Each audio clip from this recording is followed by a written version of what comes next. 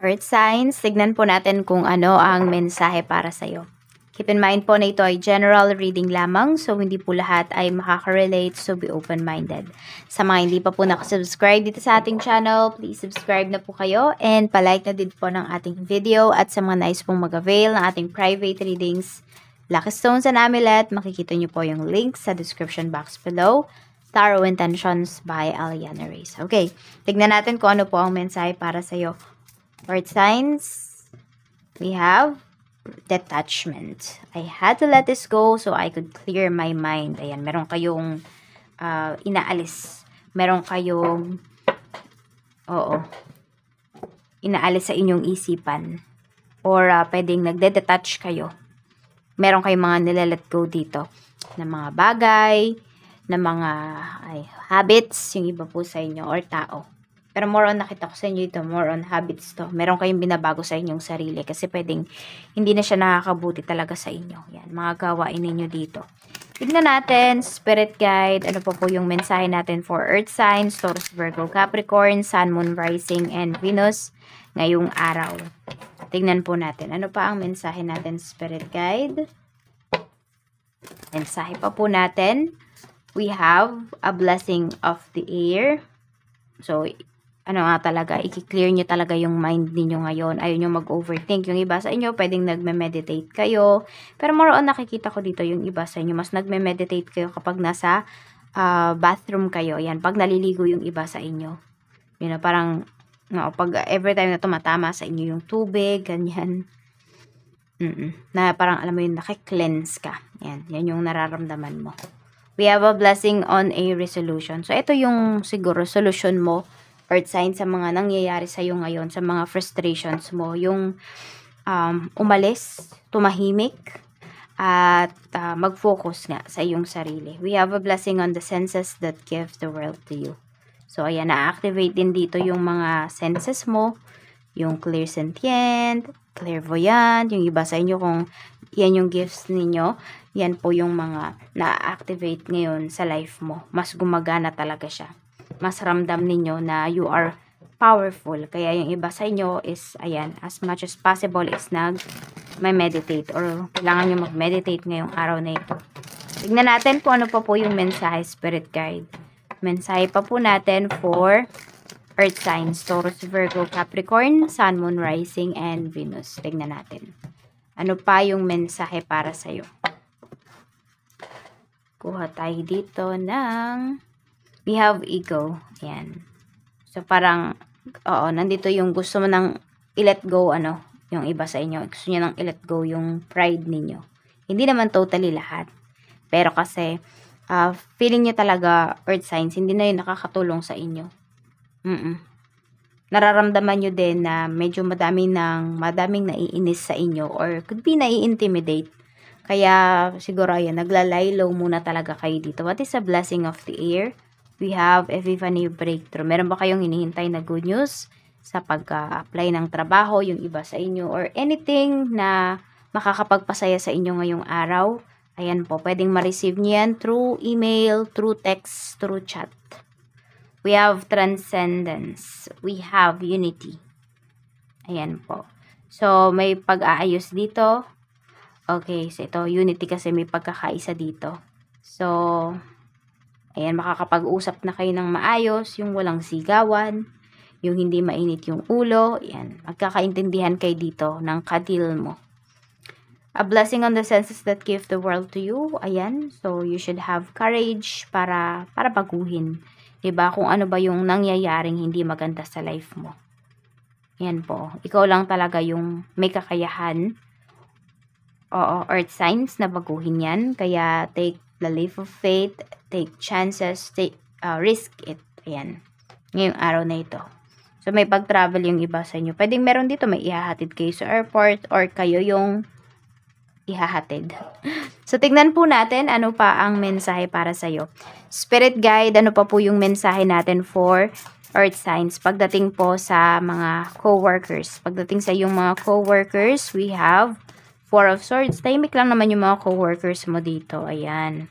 So, meron silang peace of mind or gusto nila katahimikan ngayong araw. Ayaw nila masyadong makipag-usap.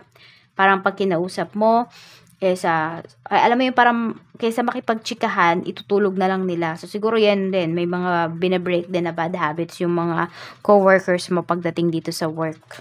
Ayan, or pagdating sa personal, ano nila, lifestyle, ganyan.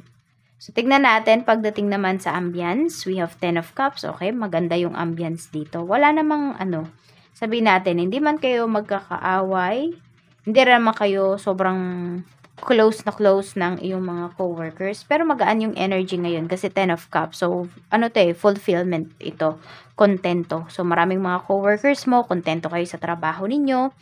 Ano pa?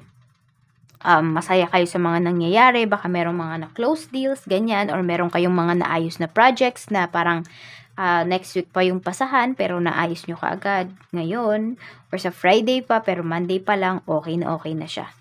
Ito yung energy mo, we have the Hanged Man. So, ito yung nararamdaman ng mga coworkers mo. Ikaw naman dito is, nakikita ko sa iyo kasi dito is ayaw mong sumuko. Ayan, ayaw mong sukuan itong trabaho mo. Bakit? Kasi naisip mo marami ka ng sinacrifice dito. Tapos, siguro konti na lang din talaga, Earth Signs, is kung meron ka mang achievement dito na gustong makuha or sabihin natin promotion, makukuha mo siya kasi we have a blessing of the air, epiphany, breakthrough. Need mo lang talaga is medyo mag-sacrifice pa ng konti. Yun yung kailangan mong gawin pagdating dito sa iyong work. Oo, tiyaga talaga siya. Unti-unti naman kasi nare-recognize ka na dito. Pero kung mawawalan ka ng lakas ng loob ngayon, ayun, baka mabitawan mo. Alam mo yung nandun ka na sa air, nandun ka na, ayun na tas binitawan mo. Malapit na pala, pero nainip ka. So, iwasan mong mainip dito pagdating sa trabaho. Tignan po natin, pagdating naman sa sales, kung meron kayong negosyo. We have Knight of Pentacles. Mabagal lang yung dito ha. Yung pasok, yung flow ng pera ngayong araw pagdating sa business mo. Pero mga solid siya. So, wala namang mangungutang dito. 'Di ba? Okay na yung siguro yung medyo mabagal or paunti-unti yung mga dagsa ng yung punta ng clients mo, pero okay naman kasi wala namang mangungutang. Yan. Tignan natin pagdating naman po sa mga staffs, we have the Star. Ayan, yung mga staffs mo, maaasahan mo talaga sila. Alam mo yung they care about dito sa business mo. Tignan natin pagdating naman po sa clients, we have 10 of Pentacles. Diba sabi ko nga sa'yo, mga solid talaga yung mga orders, mga reservations, mga bibili sa'yo ngayong araw na ito. Kasi konti-konti lang sila pero maramihan. Ayan yung pinapakita dito. So, kota pa rin kayo.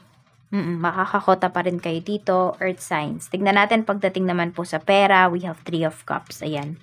Meron yata kayong pagkagamitan dito ng pera ngayong araw. Ayan. So, pwedeng yung iba may party dito. Earth Signs, Taurus, Virgo, Capricorn, may party. Meron kasing reunion yung iba po sa inyo. Ayan. Tapos, meron din dito pwedeng mahilig talaga kayong uminom. Meron dito. Or pwedeng hindi kayo yan. Pwedeng isa sa family members mo. Or meron kang friend na nagyayayang uminom ngayon. Baka may broken-hearted dito na friend mo.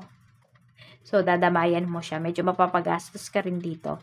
Tingnan natin kung ano pa po yung mensahe para sa'yo pagdating sa mga single natin. We have Judgment. Okay, maraming single dito. Ayan, parang nire-release na ninyo. Ito yung detachment na yun eh. Parang alam nyo yun, mabubuhay naman kayo kahit wala kayong relationship. So, parang ina-accept mo na single ka na ngayon, ina-accept mo na single ka, and you're happy about it. Nandun yung contentment. Ayan po. Tapos yung iba sa inyo, may mga nanliligaw naman sa inyo, Earth Signs, pero parang ayaw nyo talagang, parang alam mo yun, di mo sila ine-entertain. Parang ikaw mismo yung umiiwas. Kasi nga, yung iba sa inyo, happy kayo happy kayo ngayon. Mas happy nga kayo ngayon kaysa nung meron kayong relationship.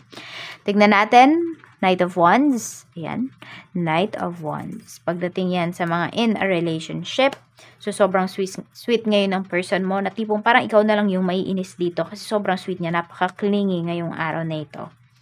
Tingnan natin pagdating naman po sa mga married. We have 6 of Cups. Ayan. So, more on time yung kailangan nyo dito. Diba may nagbe-break dito ng bad habits or ng mga gawain? Kasi pwedeng hindi yan nakakaganda sa family po ninyo, sa image ng family, and mismo sa mga anak po ninyo. Kaya meron kayong bine-break dito na pattern. Oo. Meron dito parang hindi nyo nasubaybayan talaga yung paglaki ng inyong mga anak.